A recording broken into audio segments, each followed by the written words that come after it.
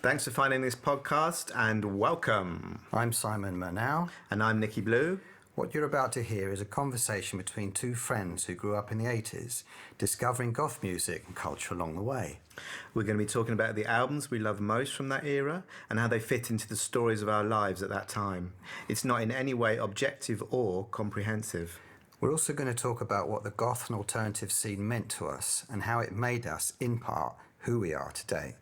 This is a love letter, really, and a thank you to the goth scene and to all the people and ideas we found within it. You know who you are. This is for you.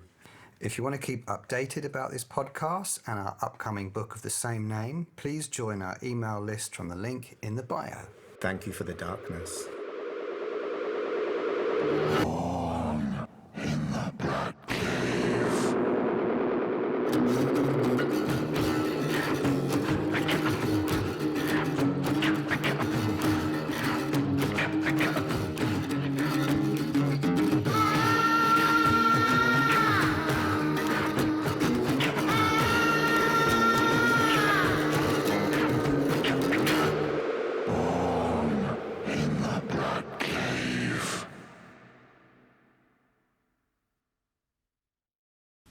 So let's launch into our albums. Okay. Then.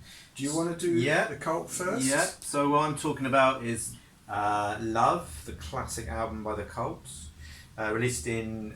So we are going back 5 years. It's 1985. It was released on Beggars Banquet, but it kind of it easily stayed on my turntable for 5 years.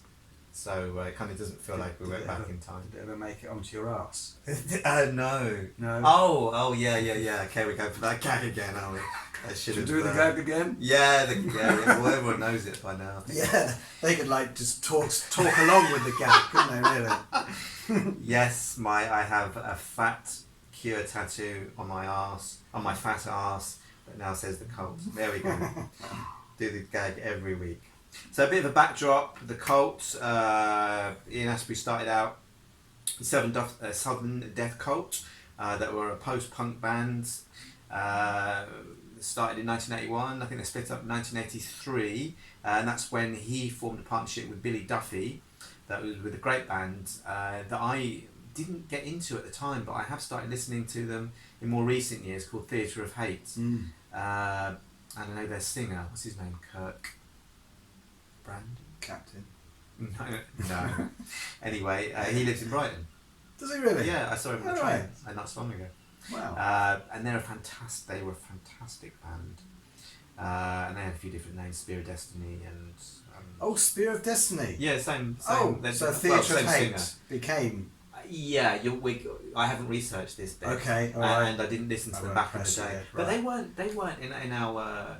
They definitely weren't in my kind of radar. No, I think I remember hearing a Spear of Destiny song and not really ranking it. So the one that they used to hear at the clubs was Westworld. Do you believe in the Westworld? No, not ringing any bells. No, classic. It's not. No. It's a good song. Anyway, so moving on. It's too bloody hot this week. It is hot. It's hot, melting. And you're on the wine, so yeah. Anyway, so we might talk about. I think I will try and mention something about Theatre of Hate and Spear of Destiny. I'm pretty sure, they went from Theatre of Hate to Spear of Destiny. But I'll talk about that in the last week. So Billy Duffy joined forces with Ian Astbury, and they formed the Death Cult, which then got changed to the Cult, which is all sounding a bit Spinal Tap at this point. And their first they album... couldn't boil it down much more, could they? Yeah. The K. That's right. The yeah, exactly. the first album in 1984 was Dreamtime, which I've already spoken about, and obviously that was very popular in the goth movement. And their first single, Spirit Walker, reached number 1 in the indie charts, which is not bad for a first album, even though it's sort of regurgitated band. It was one of those songs that had everyone flooding onto the dance floor, and still had the real sort of post-punk leanings. But was already sort of sounding more mature than sort of Southern Death Cult. But this time, I think even Southern Death Cult, like Ian Astbury was heavily pulling on native American imagery and the way he dressed, his lyrics and the symbols that he was using in his songs.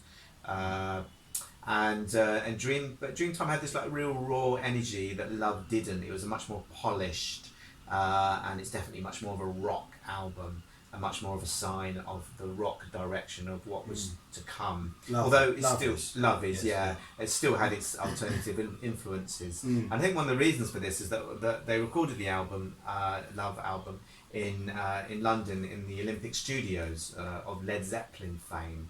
And apparently the band wanted to use a well-known rock producer called Steve Lillywhite, but ended up with a guy called Steve Brown, who was Wham's producer. Slightly different pedigree. Don't knock different him. Pedigree. Don't knock him. Apparently it was a mix-up with the band's manager. Obviously some kind of careless whisper. Thank you. Thanks for that. I shall spend the rest of this podcast trying to see if I can shoehorn in any other sort of Wham related title puns. Yeah, well just wake me up before you go. Okay.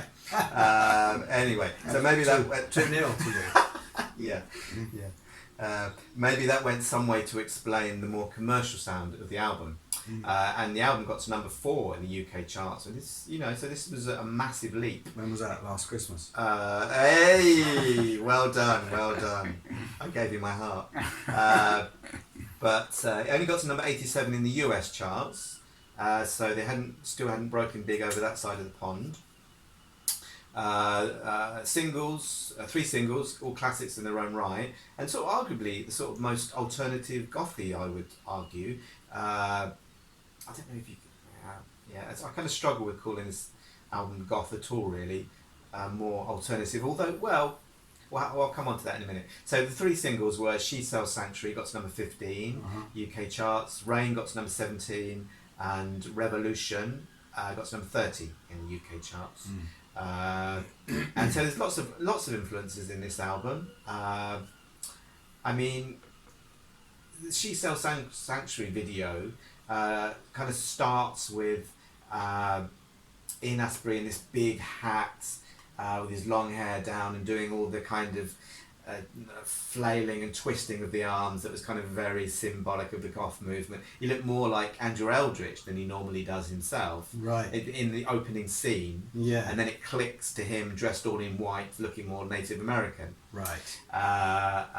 But so there were definitely goth influences in there. There was a nod to that. But there were many influences. There was psychedelia. There was all kinds of sort of. They still had the sort of elements of the alternative post-punk thing coming through, although it was much more polished. Yeah. But then it had a lot more to do with a rock. It was a sign of what was to come, and they were clearly ignoring the unwritten post-punk rule that anything to do with big rock should not only be avoided but spat on. Right, yes. I read in an interview with Ian Astbury that after recording this he got punched in the face in the street by a fan that felt that the album was an act of betrayal. Harsh stuff. And I thought to myself, God knows what he did with the next album, Electric. You certainly didn't walk down that street. No. After recording that he album, started getting taxis everywhere after that. Can I jump in there? Oh yes, please do. Yeah. Although that's not where I was going to invite you into. Okay, well, just remember your place. Do you want to mark it with a pen, Grandad? Remember. Remember. Okay, I can know what it is. Okay, yeah. So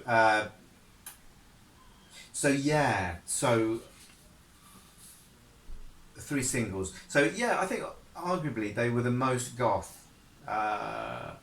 on the album, if you can say that. Rain had the wonderful Anadin brothers, 2 very psychedelic gothic princesses that were again flailing their arms in the air. Brothers? You call them brothers? That's what they called themselves, but they were 2. The Anadin brothers? Yeah. Oh, right. And they were in Doctrine of the Medics as well, and I think another band which I can't remember.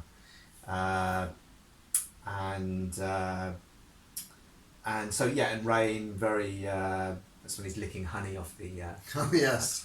Yes, not a sexual. Hot sticky scenes. Not a sexual allegory at all. You know what I mean. Is that about golden showers then, Rain? Possibly. About water sports. Possibly. You're being a bit antagonistic now, aren't you? But there were sorts of nice ballads. with Black Angel was one of my favourite songs on the album, and Brother Wolf and Sister Moon. Again, pulling on Native American iconography. Yeah. And it's very dubious to how well that works. In brackets, invite Simon in here. Okay, all right. Yeah, well, I think I remember even around the time of its release, reading a review that expressed some misgivings around using Native American or indigenous American people's iconography and ideas, because it gets into the lyrics as well. Black Angel, Death Song, and Brother Wolf, Sister Moon, using that in what was now clearly a American rock sound, has all of the hallmarks of the oppressor appropriating the art and culture of the oppressed. I think they wouldn't get away with that now. I think in our culture, if the cult were trying to produce that album and then came forth with the album cover and the ideas, I think the producers, if the producers had their finger on the pulse of the zeitgeist, would say, sorry, you can't. You've got to very least tone this down heavily. Yeah. Maybe not, but I mean, certain. I think as the years have gone on, when I see the imagery and hear the lyrics, which are fairly vapid, I think, and for me, the album's not aged well in my experience. I certainly feel uncomfortable about it, and I think it was, at best, the efforts of a inexperienced artist. And possibly someone who'd listened to the Doors but wasn't nearly as intelligent or as creative as Jim Morrison in trying to do similar or even the same thing, really. Yeah.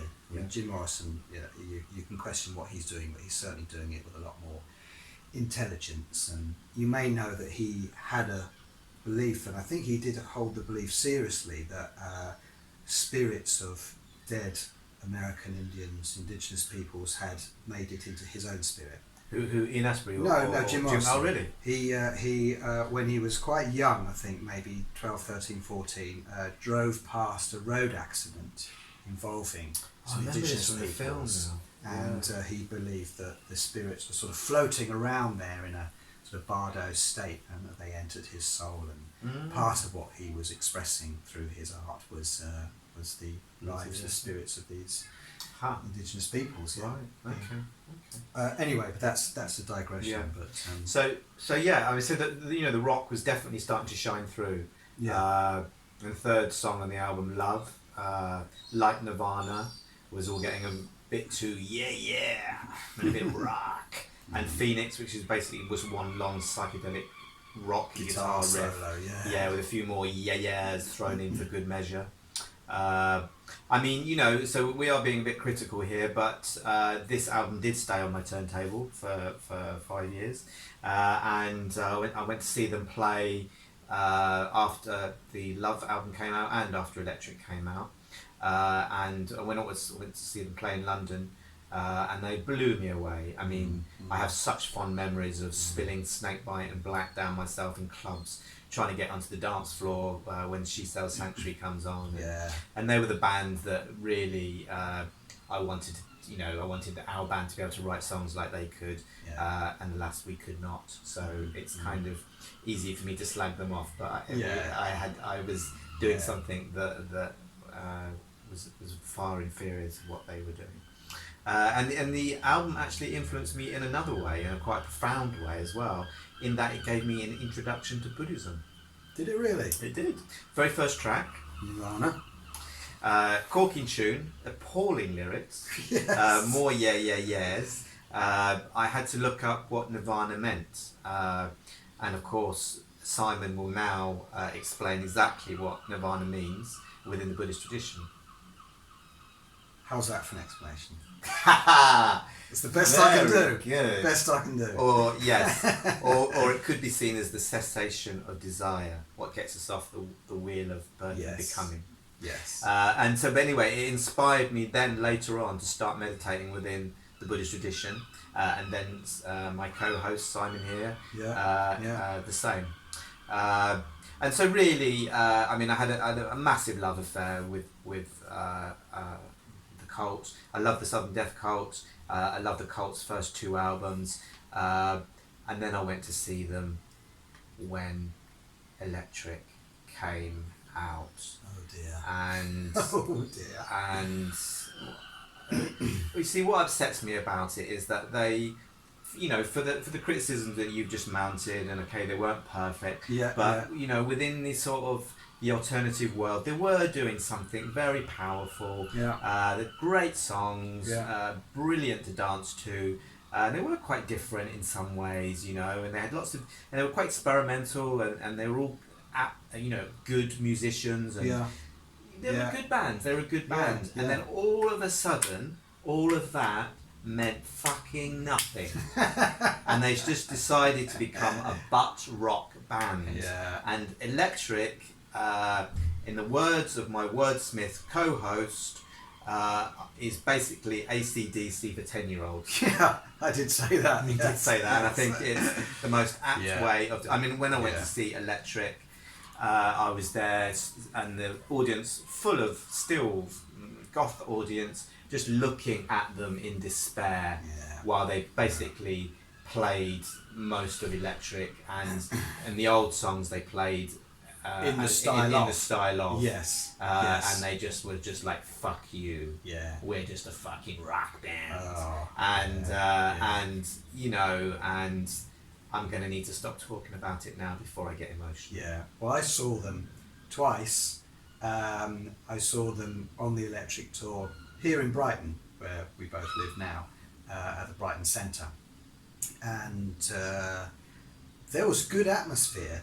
And I would say 50% of the audience there were there to hear the Electric stuff. So it didn't get a terrible reaction, but at least half of the audience were sitting there with their arms folded, or like rolling their eyes, not believing what they were hearing. Yeah. Of course, they'd heard the album, and you know, what did they expect? But to see it in the flesh was just shockingly real. And at one point, I mean, it was a David Brent moment. David Brent from The Office. Sure. Asprey kind of grabbed the mic and he said, "This is the song they wouldn't play on the radio. No. The song they said was too something for the radio. Radical. This is Love Removal Machine." There was like silence. Across the audience, brilliant. It was like he was expecting this sort of like roar of everyone to rip up the seats and sort of like, stick it to the man. And it was just like tumbleweed. Love Removal Machine. What it's why would they probably wouldn't play it on the radio because it was a shit song. Possibly. I mean, he probably like got refused airplay like once or something and decided that It's a revolutionary. now it's a rebel song. Yeah. What's it So about that's anyway? it. Love removal machine. A machine that can remove love. Don't ask me Okay, to analyse that lyric. Yeah. I just my brain would fart and fall out my left ear. There we go. So, and then I saw them earlier at the Top Rank Suite, also in Brighton. Yeah. Much smaller venue, and that was on the Love Tour. And in fact, it was one of the first kind of proper gigs that I went to. It must have been, this is 85, this release, isn't it? 85, Love was released 85. Yeah, so this was 85 or 86, that was on their Love Tour. And I was absolutely swept away with it. I think I could hear then that it was more rock than some of the goth and alternative bands I'd be listening to. But I mean, the reverb was massive. Yeah, they Billy still had all the Duffy's effects. guitar was very, very cool. It was more riff based than a lot of the Sisters and, you know, looser alternative stuff. But it was just a great gig, and they were a great live band.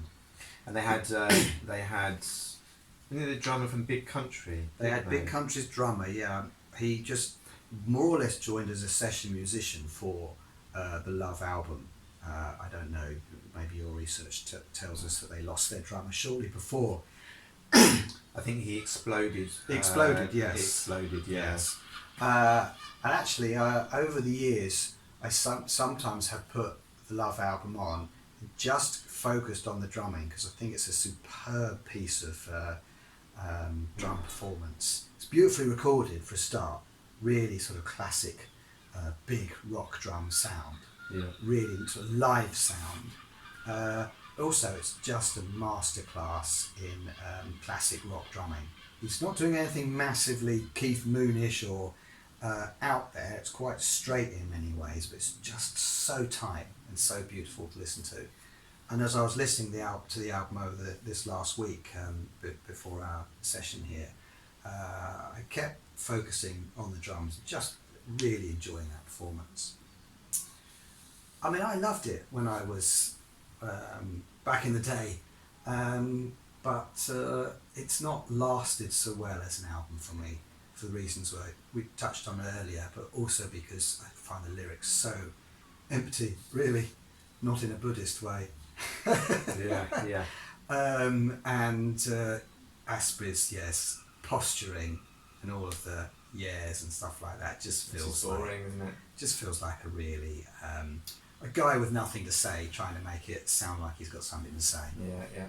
But then She Sells Sanctuary was definitely gave me some of the best times on the dance floor that I've ever known. So I don't want to totally rubbish the album and totally trash it.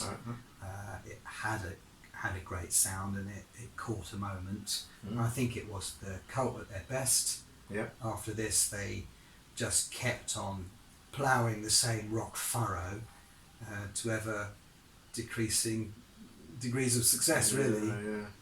I mean, they moved out to LA. They became sort of an LA American band, and I think they've sold a lot of records. Yeah, I think they've done quite well over there. Yeah. Artistically, I wouldn't say that's been.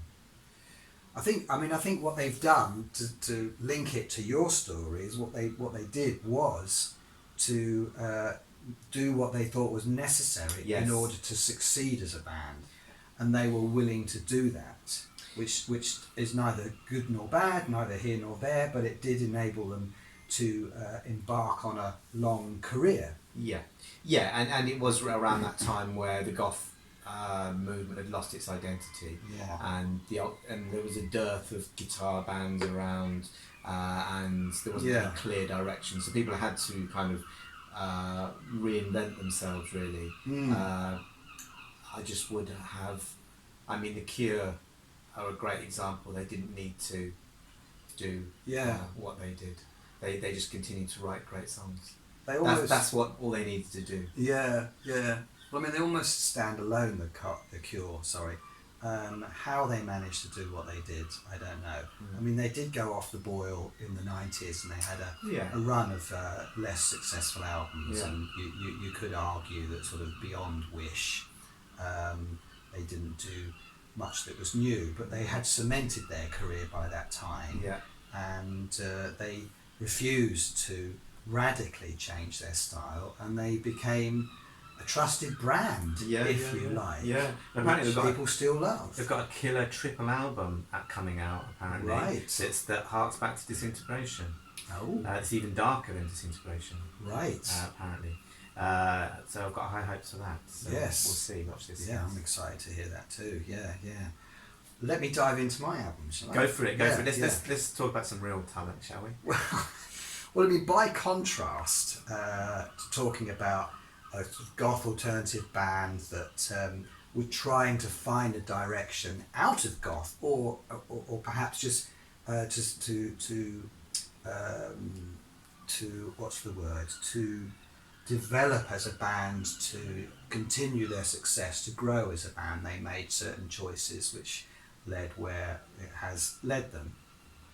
In contrast to that, in the goth movement, there was also bands, artists and listeners, I think, that were looking for something radically different, something that didn't have anything to do with rock or even to do with sort of guitar bands or sort of bands that we would recognise as bands. And there was a whole culture within goth of the sort of orchestral and experimental. And I had several friends in London that would only listen to sort of orchestral stuff. Dead Can Dance was the sort of most conventional they'd go. Yeah. But there was noise stuff like Throbbing Gristle, Diamonde Gales, and this shouty vocalising stuff which was a bit too far out for me. Yeah. But then there was also this album, Les Mystere de Voix Bulgares, and one of the luminaries of goth was responsible to bringing it to my attention, and this is Pete Murphy. So he introduced it to 4AD labels, head honcho Ivo Watts Russell, and he'd somehow got hold of a third generation tape, a cassette version of the album. So that's how I discovered it, through my adulation for 4AD, who, as I'm sure everybody knows, Cocteau Twins, Pixies, Bauhaus, Dead Can Dance, This Mortal Coil, The Breeders, Throwing Muses, they were all on that label. So I mean, it was a real stable of sort of alternative, I'll just call them alternative, because a lot of people didn't want to be pigeonholed within goth, and I think a lot of listeners didn't actually want to say, I'm a goth, I only listen to goth music. They listened to the music that made them feel a certain way. Sure. I know that you want to jump in on that later. Yeah. So the same as the story of picking up the Cocteau Twins in the record shops of Hastings, I picked this one up in the disc jockey shop, which I think I mentioned in the first or second week of this podcast. I bought it again on the strength of the album cover. It had a sort of really interesting, I actually don't have it to hand now, but I think it's a stiletto shoe that looks like it's been on a riverbed for a long, long time. It looks decayed. And so what does that say? It asked me questions. Well, you're into S&M quite a lot, so that's probably... That's where my shoe went. That's it. It made me want to pick it up and listen to it, and wear it. I didn't speak French. I knew this had something to do with voices and probably Bulgaria and a mystery. So I mean, I was hooked on that question. I wanted to find answers to that.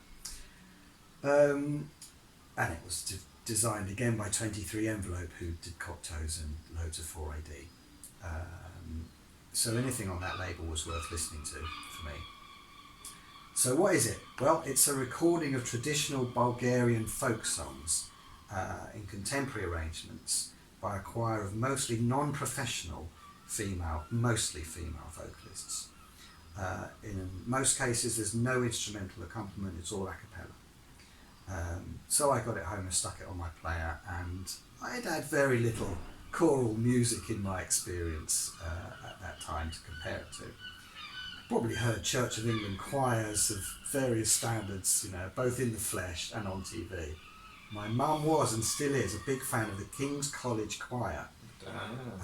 They rock. Well, they do a broadcast every Christmas Eve, so that was on. Coming from Cambridge every Christmas Eve. I often watch it and get completely off my tits. Do you really? Yeah, Do you really? I thought you were going to say something even more offensive. So I'm quite pleased that that's all you went with. Yeah.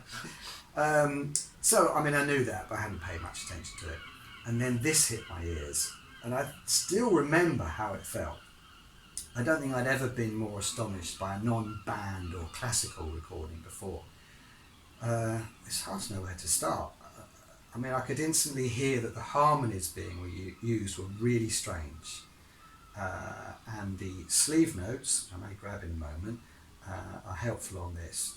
I learned from there that the major harmonic element they use is the second interval, which I think is just two notes sang one tone apart. And this interval is practically non-existent in Western European music. Oh, really? Yeah. And when this harmony is sang, it has a discordant, angular, almost unpleasant effect on the ear, partly because it's so unfamiliar. So this and other harmonies the choir used, they're eerie, weird, edgy, and they're very other to the English or the Western European ear. This gives the songs a feeling of ancient mystery, strangeness that makes them beautiful and disturbing, kind of terrifying, I would say. So I remember sitting by my crappy record player with the hair on the back of my neck standing up. It was that strong a reaction. I was hooked. I knew my record player couldn't do justice to the range and the beauty scratched into that black plastic disc, but it didn't matter. I was carried away anyway. So the other thing to remark upon is the incredible invention that you hear in the vocalizations. I was reminded instantly of Liz Fraser of the Cocteaus and Lisa Gerrard of Dead Can Dance. The songs are all in an alien language to me. It's a real language this time, but again it took me back to listening to Liz Fraser. It was effectively the same. It was a language of pure texture, nothing but the material of pitch, dynamic and rhythm, all signifiers freed of their signifieds. What signifiers they were. Sometimes they were like downward glissandos that dropped down at the end of a line or at the end of the song. Sometimes they were chirps, alien cheer-ups, or octave jumps that didn't sound so mundane as yodeling, but they were more like leaps of the heart. It's the only phrase I could think of to describe them. Sometimes they were staccato stabs attacking you in machine gun barrages, and sometimes they were longing solo lines or laments. It didn't need any translation. As a listener, you knew you were hearing grief, and grief as deep as the human soul could know. I'm not going to talk about individual songs because I feel that describing the album as an organic whole, as I've just done, is the best way to go. I get that totally. It's a single piece. It's a single experience. So a few more facts. When Pete Murphy gave that tape copy to Ivo Watts Russell, it was a copy of a 1975 original that had taken the Swiss, let's see if I can get this word right, ethnomusicologist Marcel Cellier. It was the result of 15 years of work on his part. Some of the recordings he'd made himself, some he'd sourced from Bulgarian radio. And the sleeve notes, as I mentioned before, they're informative. The incredible timbre, if I'm saying that word right, of the singers is something Cellier calls a non-vibrato open voice. And you can hear that. It's a very pure, straight, nasal tone. Comes from the top of the mouth and the skull, not sort of from the chest and the throat that you're used to hearing. I mean, think of Ian Astbury, it's all to the back of the throat. It's all It's all down here. It's guttural, whereas Bulgarian voice is sort of right sort of here from the nasal cavity. It's very shrill and sharp. There's a lot of close harmony, which I looked up, and it's called diaphony, which means that the singers are singing sort of the same long lines, relatively speaking, though at a harmonic interval. It's a fixed harmonic interval. Yes, and all of this basically means that what you're hearing is disciplined, intricately composed, while it still somehow manages to sound intuitive, and it's lost none of its immediacy and inventiveness. And listening it to again, it still fills me with awe. So Cellier goes on, one of the voices sustains the fundamental note, like the drone pipe on a bagpipe, while the other voices weave their own melody over this basic sound, always trying to get as close to it as possible. The outcome of it all often results in a very mordant atonality, in total contrast with our traditional Western harmonic system. I'll come back to that. This first album was the first of a number of albums by the choir, won acclaim, and it's since developed a huge following over the years. The choir is now called the Bulgarian State Radio and Television Female Vocal Choir. Pretty much one for the literal minded, whoever settled on that name. I saw them in 2011 in the Brighton Festival, which was amazing. And the choir has worked on numerous crossover projects. Perhaps most famously, they appeared on Kate Bush's Essential World album, and the one after that, The Red Shoes. At the same time as who's the guitarist from Pink Floyd? Gilmour. Yeah. At the same time as David Gilmour, and on the same track as David Gilmour. This is a very weird blend there. I wasn't entirely sure worked. Going back to that mordant atonality, that's why I loved it. It evoked this strange, not exactly melancholic feeling, but it was an introverted, odd, discordant range of emotion that I didn't feel with most other music. Yeah. And I think you were speaking earlier about this ongoing question of what defines goth. Exactly. It's not just a style of music. It's not the way the guitars are used. No, I mean, I think if we can, I mean, this is sort of one of the sort of the subtexts of what this whole podcast is about. Really, is what actually defines goth. You know, when some of the big goth bands like The Cure, like Sister Mercy, did so much to distance themselves from the goth movement. You sort of begs the question of what is goth, and for me.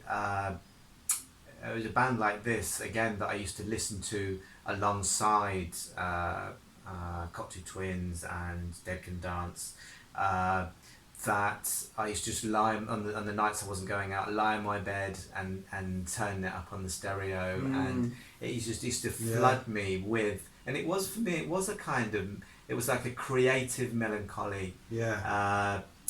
It tapped into some kind of mood, some kind of creative, some kind of spiritual energy in me that I could just lie with on my bed and disappear into this other world. And that is my association with being goth. That's what goth did to me. It took me emotionally to a different place that was creative, that helped me explore my emotions, that was full of possibility, that was exciting, and that made me feel part of a group of kindred spirits. And so it was any music that could invoke that mood. And so for me, that in essence is what goth is about. And I mean, there were bands around at the time which we haven't mentioned. A band like Christian Death. I don't know if you've ever listened to one of their albums. I wouldn't advise it. I went and saw them a few times, and I mean, I'm sure they would clearly identify with being goth. But you know, they definitely weren't mainstream. They for a good reason, because I didn't rate them very highly. I just remember them reading pages from the Bible when I went to see them, and stands to reason from their name. It's clear. It's all in the title. It's clear in the title. It's all in the title. So there were bands that identified with being goth at the time, but I think goth for me is something much bigger than that. It's something that evokes this sense of possibility and takes you on a journey and gives you a belonging to some sort of subculture and some kind of tribe, which of course is so important when you're that age. Well, I think that's really quite definitive in a way. I think we have managed to answer the question for ourselves, what is goth? And it might be a frustrating answer for some, because it's this sound, it's this kind of song structure, it's this subject matter. It's something a little more nebulous and perhaps subjective, but it's something which opens up that space, which allows a person, in our case, a young person who perhaps haven't found a way into that space before. It opens that door, and it allows you to confront difficult emotions, sorrows and griefs and painful experiences and feelings but in a way that connects. Yeah. Yes. Connects you both to the musicians you're listening to, but I think also to friends that you can share the music with, Exactly. and who you hope will chime with the music as well, and you can discuss either the specific feelings they bring up for you, or just know that you're sharing that space. Very much so, and none more important in discovering that when you feel so ill at odds with mainstream society. Yes, absolutely. That becomes the vital component, doesn't it, of any subculture, really. Yeah, and perhaps just to finish on picking up that point, and sometimes I feel defensive of goth music and of alternative, as it's often portrayed as regressive, small town, parochial, very very normative, very conservative. It's sisters. It's a very sort of white middle class movement, isn't it? I'm going to forget my bloody point now. But it's this sort of reactionary piece of subculture. But in actual fact, it could also be, and it was for some of us, the opposite. It was a sort of cultural marker, or a cultural experience in which we could discover new things. We could discover new things about ourselves, but also other cultural things, other literatures, other musics from other places, which would bring you into a similar, or possibly a new room within variation this place. But it was this muscular, introverted, dangerous, painful place to be, which perhaps is more authentic to the human experience than happy stuff, or stuff that's just one thing or another, just one tone or another, like Wham. Well, I mean, you've nonplussed me there, so I think perhaps we should just finish with that. Yes. And before we melt in this summer heat. Yes, exactly. So it's goodbye from you. And it's goodbye from you, I guess. As well, isn't it? Yeah. See you later. Yeah. Bye. Bye. I got piss now. I'm busting.